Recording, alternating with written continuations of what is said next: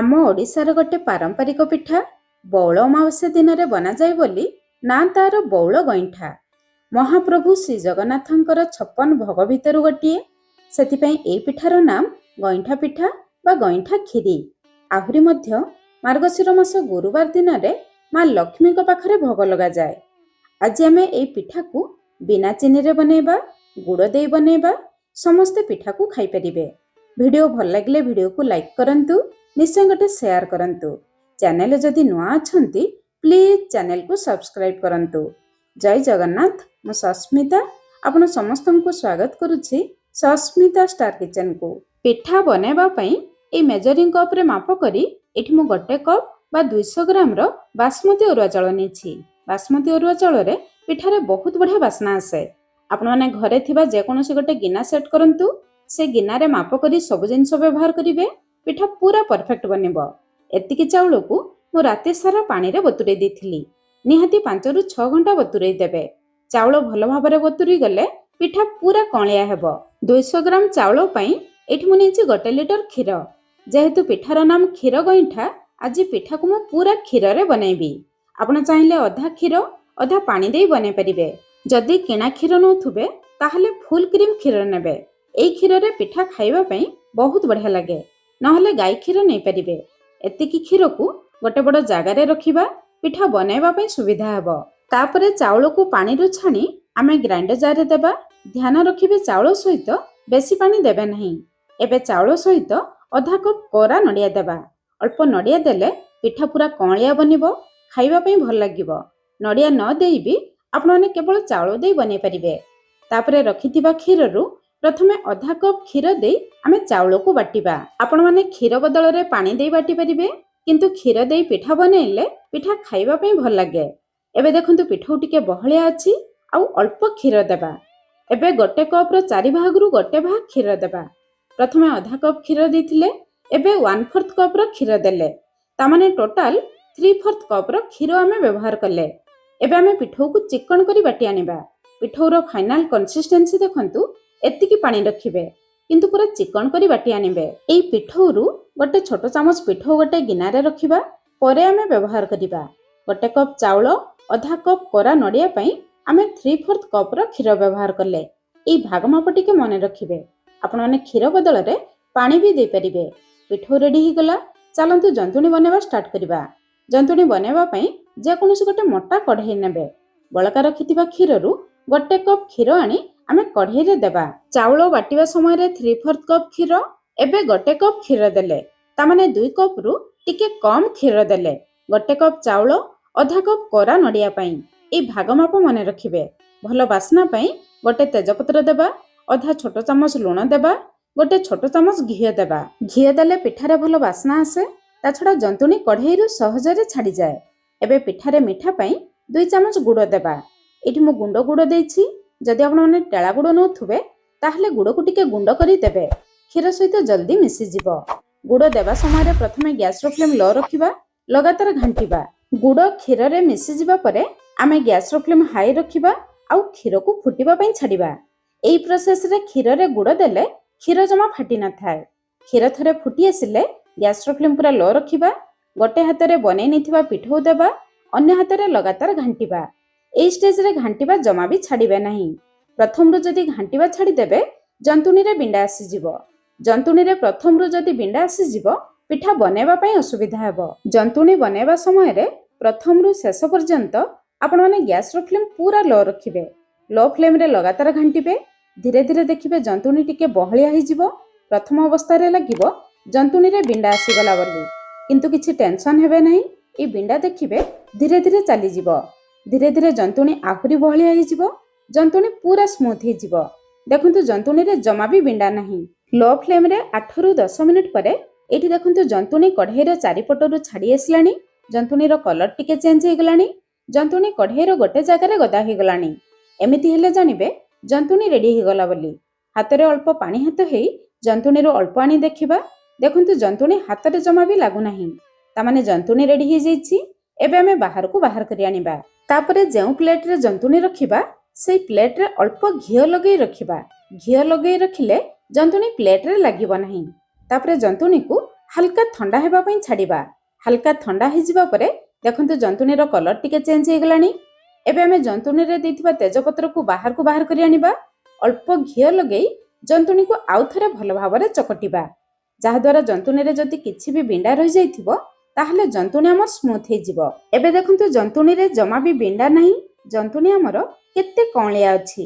ଏମିତି କଅଁଳିଆ ଜନ୍ତୁଣୀ ହେଲେ no doubt ଆପଣଙ୍କର ପିଠା ପୁରା କଅଁଳିଆ ବନିବ। ହାତରେ ଆଉ ପ୍ଲେଟରେ ଦେଖନ୍ତୁ ଜମା ବି ଜନ୍ତୁଣୀ ଲାଗି ନାହିଁ। ତାମାନେ ଜନ୍ତୁଣୀ ଆମର ପୁରା ପରଫେକ୍ଟ ବନିଛି। ଏବେ ଅଳ୍ପ ଘିଅ ନେଇ ଦୁଇ ହାତରେ ଘିଅ ଲଗାଇବା, ପିଠା ବନାଇବା ପାଇଁ ସୁବିଧା ହେବ। ତାପରେ ଜନ୍ତୁଣୀରୁ ଅଳ୍ପ ନେଇ ଛୋଟ ଛୋଟ ଗୋଲା ବନାଇବା। ଛୋଟ ବଡ଼ ଯେମିତି ପସନ୍ଦ ସେମିତି ବନେଇ ପାରିବେ। ଏଇଠି ମୁଁ 7 ପ୍ରକାରର ପିଠା ବନେଇ ଦେଖାଉଛି। ଆପଣମାନଙ୍କୁ ଯେମିତି ପସନ୍ଦ ସେମିତି ବନେଇ ପାରିବେ। ଏଇ ସେପ୍ଟି ହେଉଛି ବଉଳ ଗଇଁଠା ପିଠାର ସେପ୍। ଆପଣମାନେ ଏମିତି ବନେଇ ପାରିବେ, ନହେଲେ ବଉଳ ଗଇଁଠା ବନେଇ ସାରିବା ପରେ ଆଙ୍ଗୁଠିରେ ଟିକେ ଦାବି ଦେବେ। ଏମିତି ବନେଇଲେ ବି ପିଠା ଦେଖିବା ପାଇଁ ସୁନ୍ଦର ଲାଗିବ। ପ୍ରିୟ ଦର୍ଶକ ବନ୍ଧୁ, ଆପଣମାନେ କେଉଁଠାରୁ ଭିଡ଼ିଓ ଦେଖୁଛନ୍ତି ଦୟାକରି କମେଣ୍ଟସ୍ କରି ଜଣାନ୍ତୁ, ତାହେଲେ ମୁଁ ଆପଣମାନଙ୍କୁ ଧନ୍ୟବାଦ ଜଣାଇ ପାରିବି। ଆଉ ଆଜିର ପିଠା ରେସିପି କେମିତି ଲାଗିଲା ଭିଡ଼ିଓ ଶେଷରେ ନିହାତି କମେଣ୍ଟସ୍ କରି ଜଣାଇବେ। ଆପଣମାନଙ୍କର ଗୋଟେ ଗୋଟେ ମୂଲ୍ୟବାନ କମେଣ୍ଟସ୍ ପଢ଼ିଲେ ନୂଆ ନୂଆ ରେସିପି ଆଣିବା ପାଇଁ ବହୁତ ପଜିଟିଭ୍ ମୋଟିଭେସନ୍ ମିଳେ। ଆଉ ଗୋଟେ ସହଜ ଉପାୟରେ ପିଠା ବନେଇବା। ଏକାଥରେ ହାତରେ କିଛି ଜନ୍ତୁଣୀ ଧରିବେ, ଲଗାତାର ଗୋଲ ଗୋଲ କରି ଚାଲିବେ। ଏମିତି ଉପାୟରେ ପିଠା ବନେଇଲେ ଖୁବ୍ କମ୍ ସମୟରେ ବହୁତ ପିଠା ବନେଇ ପାରିବେ। ଏଠି ଦେଖନ୍ତୁ ସବୁ ପିଠା ଆମେ ବନେଇ ନେଲେ, ହାତରେ ଜମା ବି ଜନ୍ତୁଣୀ ଲାଗିନାହିଁ। ପିଠା ବି ଦେଖନ୍ତୁ ପରସ୍ପର ଜମା ବି ଲାଗୁନାହିଁ। ତାମାନେ ଆମ ଜନ୍ତୁଣୀ ଆଉ ପିଠା ପୁରା ପରଫେକ୍ଟ ବନିଛି। ଯେତିକି କ୍ଷୀର ଆମର ବଳକା ରହିଲା ସେତିକି କ୍ଷୀରରୁ ପିଠା ବନେଇବା। ପାଖାପାଖି 700 ମିଲିଲିଟର କ୍ଷୀର ଆମର ବଳକା ରହିଲା। ପିଠା ବନେଇବା ପୂର୍ବରୁ ପ୍ରଥମେ କଢ଼େଇରେ ଅଧା କପ୍ ପାଣି ଦେବା। ପ୍ରଥମେ ପାଣି ଦେଇ ତାପରେ କ୍ଷୀର ଦେଲେ କ୍ଷୀର କଢ଼େଇ ତଳେ ଲାଗିନଥାଏ। ଏଇ ଛୋଟ ଛୋଟ ଟିପ୍ସ ଗୁଡ଼ିକୁ ମନେ ରଖିବେ। ତାପରେ ଆମେ କ୍ଷୀର ଦେବା। କ୍ଷୀର ଜାଗାକୁ ଧୋଇ ଆଉ ଅଧା କପ୍ ପାଣି ଦେବା। ତାମାନେ ଟୋଟାଲ ଗୋଟେ କପ୍ ପାଣି ଦେଲେ 200 ମିଲିଲିଟର ପାଣି। 700 ମିଲିଲିଟର କ୍ଷୀର, 200 ମିଲିଲିଟର ପାଣି। ଭଲ ବାସ୍ନା ପାଇଁ 2ଟି ତେଜପତ୍ର ଦେବା। ଅଳ୍ପ ଗୁଜୁରାତି ଗୁଣ୍ଡ ଦେବା। ଆପଣମାନେ ଗୁଜୁରାତି ଛେଚିକି ବି ଦେଇପାରିବେ। ପିଠାରେ ଭଲ ଟେଷ୍ଟ ପାଇଁ ଅଳ୍ପ ଖଣ୍ଡ ନଡ଼ିଆ ଆଉ ଅଳ୍ପ କୋରା ନଡ଼ିଆ ଦେବା। ଆପଣମାନେ ଅଳ୍ପ ଡ୍ରାଇ ନଟ୍ସକୁ ଘିଅରେ ହାଲକା ଭାଜିକି ବି ଦେଇପାରିବେ। ନଡ଼ିଆକୁ ଗ୍ରାଇଣ୍ଡର ଜାରରେ ଦେଇ ପୁରା ଗୁଣ୍ଡ କରିଦେବେ। ନଡ଼ିଆକୁ ଗୁଣ୍ଡ କରିଦେଲେ ପିଠାର ଟେକ୍ସଚର ବହୁତ ବଢ଼ିଆ ଆସିବ। ସବୁ ଜିନିଷକୁ ଭଲ ଭାବରେ ଗୋଳେଇବା। ଏବେ ଆମେ ଗ୍ୟାସର ଫ୍ଲେମ୍ ହାଇ ରଖିବା। କ୍ଷୀର ବହୁତ ଜଲ୍ଦି ଫୁଟିଯିବ। କ୍ଷୀର ଥରେ ଫୁଟି ଆସିଲେ ଗ୍ୟାସର ଫ୍ଲେମ୍ ଲୋ ମିଡ଼ିୟମ୍ ରଖି 2ରୁ 3 ମିନିଟ୍ କ୍ଷୀରକୁ ଫୁଟେଇବା। କ୍ଷୀରକୁ ପ୍ରଥମେ ଭଲ ଭାବରେ ଫୁଟେଇ ନେଲେ କ୍ଷୀରର କଞ୍ଚା ବାସ୍ନା ଚାଲିଯିବ।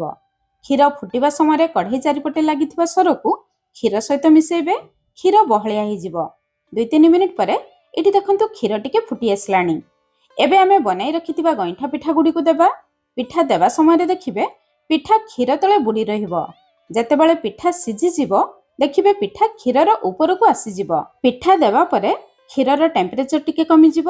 ସେଥିପାଇଁ ଗ୍ୟାସର ଫ୍ଲେମ୍ ହାଇ ରଖିବା। ପିଠା ବହୁତ ଜଲ୍ଦି ଫୁଟିଯିବ। ପିଠା ଥରେ ଫୁଟି ଆସିଲେ ଗ୍ୟାସର ଫ୍ଲେମ୍ ଲୋ ମିଡ଼ିୟମ୍ ରଖି 5ରୁ 6 ମିନିଟ୍ ପିଠାକୁ ସିଝେଇବା। ଏଇ ପିଠାକୁ ସିଝିବା ପାଇଁ ବେଶୀ ସମୟ ଲାଗିବ ନାହିଁ। 6 ମିନିଟ୍ ପରେ ଏଠି ଦେଖନ୍ତୁ ଯେତିକି ଆମେ କ୍ଷୀର ଦେଇଥିଲେ କ୍ଷୀରର ପରିମାଣ କମିଯାଇଛି। କ୍ଷୀର ଆଗ ଅପେକ୍ଷା ବହଳିଆ ହେଇଯାଇଛି। କିନ୍ତୁ ପିଠା ଆଉ କ୍ଷୀର ପରସ୍ପର ଜମା ମିଶୁନାହାନ୍ତି। ପିଠା ଅଲଗା ଆଉ କ୍ଷୀର ଅଲଗା ଅଛି। ଏବେ ଆମେ ଗୋଟେ କାମ କରିବା।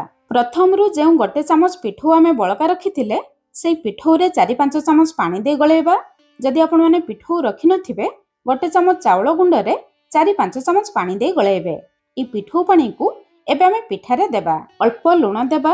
ମିଠା ପିଠାରେ ଅଳ୍ପ ଲୁଣ ଦେଲେ ପିଠା ଖାଇବା ପାଇଁ ଭଲ ଲାଗେ, କିନ୍ତୁ ଏଇ ଷ୍ଟେଜରେ ଲୁଣ ଦେବେ। ପିଠଉ ପାଣି ଦେବା ପରେ ଆଉ 2ରୁ 3 ମିନିଟ୍ ପିଠାକୁ ସିଝେଇବା, ଯାହାଦ୍ୱାରା ପିଠଉ ପାଣିର କଞ୍ଚା ଅଂଶ ଚାଲିଯିବ। 3 ମିନିଟ୍ ପରେ ଏଠି ଦେଖନ୍ତୁ ପିଠା ଆଗ ଅପେକ୍ଷା ପୁରା ବହଳିଆ ହେଇଯାଇଛି। ପିଠା ଆଉ କ୍ଷୀର ଦେଖନ୍ତୁ ପରସ୍ପର ମିଶି ଯାଉଛି। ଗଇଁଠା ପିଠା ଏମିତି ହେବା ଦରକାର। ଏବେ ପିଠାକୁ ଚେକ୍ କରିବା। ପିଠା ବି ଭଲ ଭାବରେ ସିଝି ଯାଇଛି। ପିଠା ରେଡି ହେଇଯାଇଛି, କିନ୍ତୁ ପିଠାରେ ମିଠା ପାଇଁ ଏପର୍ଯ୍ୟନ୍ତ ଆମେ ଗୁଡ଼ ଦେଇନାହୁଁ। ଏବେ ଆମେ ଗ୍ୟାସର ଫ୍ଲେମ୍ ବନ୍ଦ କରିବା। ପିଠାକୁ ପୁରା ଥଣ୍ଡା ହେବା ପାଇଁ ଛାଡ଼ିବା। ପିଠା ଥଣ୍ଡା ହେବା ଭିତରେ ସେପଟେ ଗ୍ୟାସ ଉପରେ ଗୋଟେ ସସ୍ପେନ୍ ବସାଇବା। ଅଧା କପ୍ ଗୁଡ଼ ଦେବା। 100 ଗ୍ରାମର ଗୁଡ଼। ଅଧା କପ୍ ଗୁଡ଼ରେ ଅଧା କପ୍ ପାଣି ଦେବା। ଜମା ଅଧିକ ପାଣି ଦେବେ ନାହିଁ। ଏଠି ମୁଁ ପାଉଡର ଗୁଡ଼ ନେଇଛି। ଯଦି ଆପଣମାନେ ଟେଳା ଗୁଡ଼ ନେଉଥିବେ ଟିକେ ଗୁଣ୍ଡ କରି ଦେବେ। ପାଣିରେ ବହୁତ ଜଲ୍ଦି ମେଲ୍ଟ ହେଇଯିବ। ଏବେ ମିଡିୟମ ହାଇ ଫ୍ଲେମ୍ରେ କେବଳ 2ରୁ 3 ମିନିଟ୍ ପର୍ଯ୍ୟନ୍ତ ଗୁଡ଼କୁ ପାଣିରେ ଫୁଟେଇବା, ଯାହାଦ୍ୱାରା ଗୁଡ଼ର କଞ୍ଚା ବାସ୍ନା ଚାଲିଯିବ। କିନ୍ତୁ ଏହି ଗୁଡ଼ ପାଣିରେ କୌଣସି ପାଗ କିମ୍ବା ତାର ବନେଇବେ ନାହିଁ। କେବଳ ଗୁଡ଼ ପାଣିରେ ଫୁଟିଯିବା ପରେ ବାହାରକୁ ଆଣି ପୁରା ଥଣ୍ଡା ହେବା ପାଇଁ ଛାଡ଼ିବା। ଏପଟେ ପିଠା ବି ଦେଖନ୍ତୁ ଆମର ହାଲକା ଥଣ୍ଡା ହେଇଗଲାଣି। ପିଠା ହାଲକା ଥଣ୍ଡା ହେଇଯିବା ପରେ ଗୁଡ଼ ପାଣି ହାଲକା ଥଣ୍ଡା ହେଇଯିବା ପରେ ଗୁଡ଼ ପାଣିକୁ ଛାଙ୍କୁଣିରେ ଛାଣିକି ଦେବା, ଯାହାଦ୍ୱାରା ଗୁଡ଼ ପାଣିରେ ଯାହା ବି ଅପରିଷ୍କାର ମଇଳା ଜିନିଷ ଥିବ ସେସବୁ ବାହାରିଯିବ। ତାପରେ ପିଠା ସହିତ ଗୁଡ଼ ପାଣିକୁ ମିଶାଇବା। ଗୁଡ଼ ପାଣି ପିଠାରେ ମିଶିଯିବା ପରେ ଦେଖିବେ ପିଠା ଆଗ ଅପେକ୍ଷା ଆଉ ଟିକେ ପାଣି ହେଇଯିବ। ଗଇଁଠା ପିଠା ଏମିତି ରହିଲେ ଖାଇବା ପାଇଁ ଭଲ ଲାଗିବ। ପିଠା ଦେଖନ୍ତୁ କେତେ ଡେଲିସିୟସ୍ ଦେଖାଯାଉଛି। ଭିଡ଼ିଓରେ ସେୟାର କରିଥିବା ସବୁ ଟିପ୍ସ ଫଲୋ କରି ଆସୁଥିବା ବଉଳ ଅମାବାସ୍ୟାରେ ବନାନ୍ତୁ। ଆଉ କେମିତି ଲାଗିଲା ନିହାତି କମେଣ୍ଟସ୍ କରି ଜଣାଇବେ। ତାହେଲେ ଆଜି ପାଇଁ ରହିଲି, ପୁଣି ଦେଖା ହେବା ନୂଆ ରେସିପିରେ। ଧନ୍ୟବାଦ।